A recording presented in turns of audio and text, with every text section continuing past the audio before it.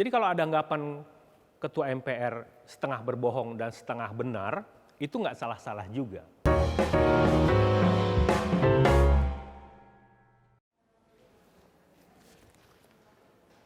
Halo Sobat, jumpa lagi di program The Editors Media Indonesia. Bagi kebanyakan anak milenial, istilah garis besar haluan negara atau GBHN mungkin cuma meningkatkan pening di kepala mereka. Sebab GBHN jelas berbeda dengan yang namanya BTS Army. Tapi bagi kelompok masyarakat era kolonial yang menikmati masa Orde Baru, GBHN menjadi begitu sakral karena sempat menjadi bagian dari kehidupan berbangsa dan negara. Ya, di era ini menjadi masa di mana nggak bebas menghina presiden, kalau istilahnya sih boleh mengkritik asalkan kritik itu membangun. Tapi itu adalah di era Orde Baru. Ketika itu nggak bisa kita bersuara seenaknya, nggak bisa kita bikin mural yang kemudian menghebohkan, karena tiba-tiba saja kita bisa hilang dari peredaran dunia. Nah, saat itulah GBHN menjadi begitu sakral dan tidak boleh diganggu-gugat. Sebagai produk MPR, GBHN itu berlaku selama 5 tahun sekali. Artinya, Presiden sebagai mandataris MPR dan di mana MPR merupakan lembaga tertinggi negara yang begitu berkuasa menentukan arah Republik Indonesia, maka Presiden harus tunduk kepada MPR. Karena MPR lah yang berhak mengangkat dan memberhentikan Presiden. Itu yang terjadi di dalam masa Orde Baru yang lalu, di mana GBHN begitu sakral, begitu sakti, dan begitu tidak bisa diganggu-gugat. Tapi, sekali lagi, itu kan zaman Orde Baru. Nggak pernah ada pemakzulan, apalagi sampai mengganti presiden. Hingga Presiden Soeharto atau Pak Harto mengundurkan diri, koreksi terhadap pemakzulan terhadap presiden kerap terjadi. Coba, mari kita tanya kepada B.J. Habibie, mari kita bertanya kepada Kiai Haji Abdul Rahman Wahid atau Gus Dur. Yang merasakan betul bagaimana MPR begitu berkuasa. Coba juga kita bertanya kepada Ibu Megawati yang urung menjadi presiden ataupun menjadi wakil presiden. Kenapa kok bisa begitu? Padahal PDIP itu pemenang pemilu loh. Ini terjadi karena adanya permainan koalisi-koalisian di MPR. Bisa dibayangkan bagaimana sakit hatinya Ibu Mega. Sebagai pemenang pemilu, ternyata dirinya tidak mendapatkan apa-apa di situ. Sakitnya tuh di sini. Jadi, bisa juga kita bayangkan bagaimana nasib bangsa ini cuma ditentukan oleh ratusan orang dalam sebuah ruangan. Yang kemudian mengklaim diri sebagai wakil rakyat dan menabalkan dalam sebuah lembaga bernama Majelis Permusyawaratan Rakyat. Itu sebabnya ketika era pemilihan presiden secara langsung dilakoni oleh bangsa ini, sejak itulah kesaktian GBHN dan MPR langsung hilang, langsung terjun bebas ke titik nadir. Sudah nikmat rasanya kita menikmati pilihan presiden kita secara langsung. Bukan ditentukan oleh ratusan kepala di dalam ruangan. Nyaman rasanya kita memilih siapa yang kita cintai, siapa yang kita sukai, dan siapa yang ingin kita sodorkan sebagai presiden. Kalau lebih jauh lagi bisa kita bayangkan, puluhan juta rakyat Indonesia yang memiliki hak ketika pemilu, masa sih harus kalah dengan ratusan orang yang tergabung di dalam sebuah ruangan untuk menyatakan diri atau kemudian untuk menabalkan diri sebagai mereka yang paling berhak menentukan arah kehidupan berbangsa dan negara, termasuk menentukan siapa presiden dan wakil presiden. Idih banget kan kayak gitu. Yang pasti kita bukan cuma penonton di sidang paripurna, yang pasti kita punya hak untuk ikut menentukan arah bangsa ini. Jangan dikira bahwa kita senang dengan pemecatan presiden dan wakil presiden di dalam ruangan oleh MPR. Jadi kalau sekarang MPR posisinya sejajar dengan presiden dan bukan lagi tertinggi seperti pada masa lalu, itu adalah satu kebenaran. Satu hal yang memang harus kita pertahankan. Sekarang nggak ada lagi lembaga negara yang paling tinggi atau tertinggi di antara lembaga-lembaga negara yang ada di Indonesia. Semua lembaga negara posisinya sejajar. Tapi jangan lupa, ada kekuasaan tertinggi di Republik ini, yaitu kita, rakyat. Kitalah pemilik sah dari bangsa ini. Kitalah pemilik sah suara ini. Kitalah yang berhak menentukan arah. Posisi itu milik kita semuanya. Sebagai gambaran, dulu nih, ketika MPR sebagai lembaga tertinggi negara, mereka antara lain menetapkan GBHN dan memilih presiden. Jadi kita mereview sedikit kembali. Jadi presiden hanya dipilih berdasarkan sebagai pelaksana GBHN. Makanya jangan heran kalau kemudian Pak Harto bisa dipilih berkali-kali sampai hampir 32 tahun ia berkuasa. Karena ya itu tadi, MPR lah yang memilih. Karena MPR merasa nyaman barangkali dengan adanya Pak Harto sebagai presiden. Karena ia dianggap mumpuni menjadi pelaksana GBHN. Dan ketika itu, presiden bertanggung jawab kepada MPR. Sejak 2004, ketika presiden dipilih secara langsung oleh rakyat, saat itulah kita bisa mengukur seberapa hebatnya calon presiden yang kita pilih. Berdasarkan visi, misi, dan juga pandangan mereka terhadap bagaimana bangsa ini akan dibawa. Mereka adalah calon nahkoda. Jadi sudah seharusnya mereka memiliki kemampuan untuk itu. Bukan cuma sebagai sekedar pelaksana GBHN saja. Bila presiden dipandang oleh pemilik kekuasaan tertinggi dalam hal ini, misal ya kita kembali lagi, bila pemilik kekuasaan tertinggi, yaitu MPR, memandang presiden ada saja sedikit kesalahannya, maka dia berhak untuk mendapatkan sanksi berat, yaitu dipecat atau tidak dipilih lagi. Ketika era pemilihan secara langsung dilakukan, tidak serta-merta seorang presiden itu memiliki kekuasaan yang besar. Karena pertaruhannya juga sangat berat. Ketika ia melakukan kesalahan, ketika ia melakukan pelanggaran, ada juga sanksinya. Bisa saja ia dimakzulkan di tengah jalan, atau rakyat tidak lagi percaya untuk 5 tahun ke depan.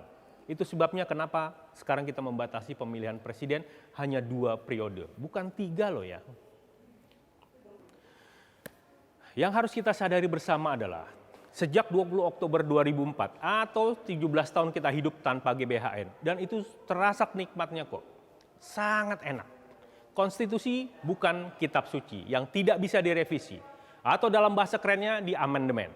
Jangan kaget kalau sebetulnya kita sudah melaksanakan beberapa kali yang namanya perubahan konstitusi. Karena memang bukan kitab suci, jadi bisa saja direvisi. Tepatnya MPR sudah 4 tahun berturut-turut, yaitu sejak 1999 hingga 2002. Jadi, revisi-revisi atau amandemen-amandemen itu sudah dilakukan sejak 1999 hingga 2002 dalam sidang tahunan untuk amandemen konstitusi. Jadi, itulah yang bisa dilakukan oleh MPR. Sejak saat itu kita harus bersyukur, karena nggak ada lagi amandemen-amandemen. Karena kita sudah merasakan nikmatnya kehidupan berbangsa dan negara tanpa direcoki oleh GBHN. Kalau kemudian ada segelintir pihak yang ingin kembali ke masa lalu, ke peradaban lama, patut kita waspadai. Jelas harus diwaspadai. Mengubah GBHN menjadi pokok-pokok haluan negara atau PPHN hanyalah istilah yang sejatinya substansinya sama. Adalah jemawa mengatakan kalau PPHN tak sama dengan GBHN. Blunder amandemen konstitusi terbatas diungkapkan Ketua MPR Bambang Susatyo pada sidang tahunan MPR 16 Agustus 2021. Atas tindak lanjut dari rekomendasi MPR periode 2009-2014 dan MPR periode 2014-2019, hasil kajian MPR periode 2019-2024 menyatakan bahwa perlunya pokok-pokok haluan negara atau PPHN yang bersifat filosofis dan arahan dalam pembangunan nasional untuk memastikan keberlangsungan visi dan misi negara sebagaimana termaktub dalam pembukaan Undang-Undang Dasar Negara Republik Indonesia tahun 1945. Dia berpidato di forum resmi loh, yang antara lain dihadiri Presiden, DPR, pimpinan lembaga tinggi negara lainnya. Saat itulah Bambang Susatyo atau yang disebut sebagai Bamsud memaparkan perlunya pokok-pokok haluan negara yang bersifat filosofis dan arahan dalam pembangunan nasional. Untuk memastikan keberlangsungan visi dan misi negara sebagaimana termaktub dalam pembukaan Undang-Undang Dasar Negara Republik Indonesia. PPHN memang memotret masa depan Indonesia 50 sampai 100 tahun yang akan datang, dan itu menjadi ideologi dan konstitusional. Dalam penyusunan rencana pembangunan dan landasan setiap rencana strategis pemerintah seperti pemindahan ibu kota negara dari Provinsi DKI Jakarta ke Provinsi Kalimantan Timur, pembangunan infrastruktur tol laut, tol langit, koneksivitas antar wilayah, dan rencana pembangunan strategis lainnya. Sehingga bukan berarti kemudian GBHN tidak boleh diubah. menjadi PPHN. Tetapi yang diperlukan di sini adalah landasan hukumnya. Tidak bisa serta-merta berdasarkan pendapat atau pemikiran pribadi seorang ketua MPR saja. Paling tidak, untuk mewadahi PPHN dalam bentuk hukum, itu bisa berupa ketetapan MPR, sesuai dengan kajian memerlukan perubahan Undang-Undang Dasar. Oleh karenanya diperlukan perubahan secara terbatas terhadap Undang-Undang Dasar Negara Republik Indonesia tahun 1945, khususnya penambahan wewenang MPR untuk menetapkan PPHN itu. Itu alasan yang disampaikan oleh Bamsud selaku Ketua MPR. Persoalannya, apakah itu termasuk agenda resmi, pemikiran pribadi, atau memang ada sesuatu yang ingin disembunyikan tapi dilontarkan di dalam suatu forum kenegaraan yang sangat resmi seperti sidang tahunan. Jadi kalau ada anggapan Ketua MPR setengah berbohong dan setengah benar, itu nggak salah-salah juga. Karena yang diungkapkan di depan sidang tahunan MPR itu lebih kepada agenda pribadi. Apa yang diungkapkan oleh Ketua MPR itu bisa menjadi pertanyaan besar. Apakah itu agenda pribadi atau agenda segelintir kelompok yang memang ingin kembali ke masa lalu? Apalagi ini disampaikan dalam sebuah forum resmi, sidang tahunan MPR, 16 Agustus 2021. Menjadi setengah bohong karena fraksi-fraksi MPR justru membantah pernyataan itu. Seperti yang diungkapkan oleh Ketua Fraksi MPR Demokrat, Beni Kaharman. Omongan Bamsud itu omongan pribadi.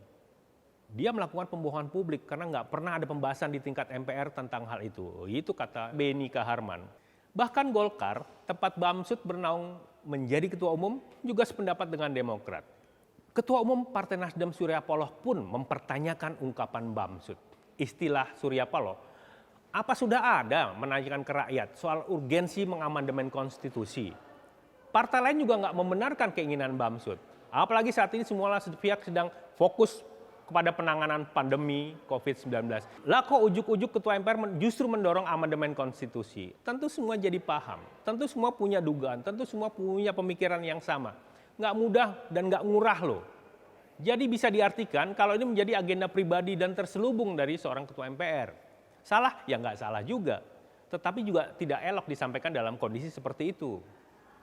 Disebut setengah benar karena memang PPHN penting dan sudah disepakati fraksi-fraksi. Artinya di sini bisa ditangkap pesan bahwa bukan berarti tidak bisa mengubah GBHN menjadi PPHN.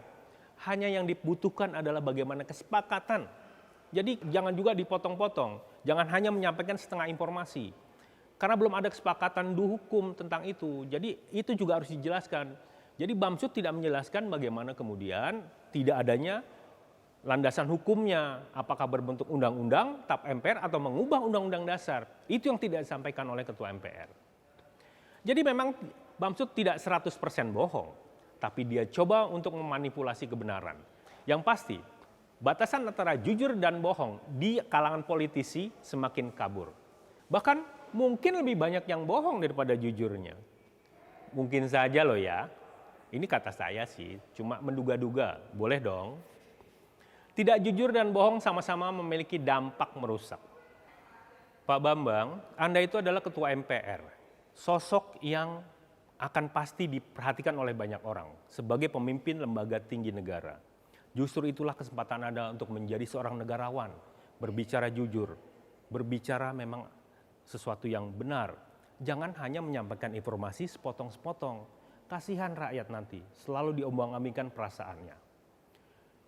Yang pasti, ketika Anda berbicara tentang hal yang jujur, yang benar, rakyat akan menilai Anda layak menjadi seorang negarawan.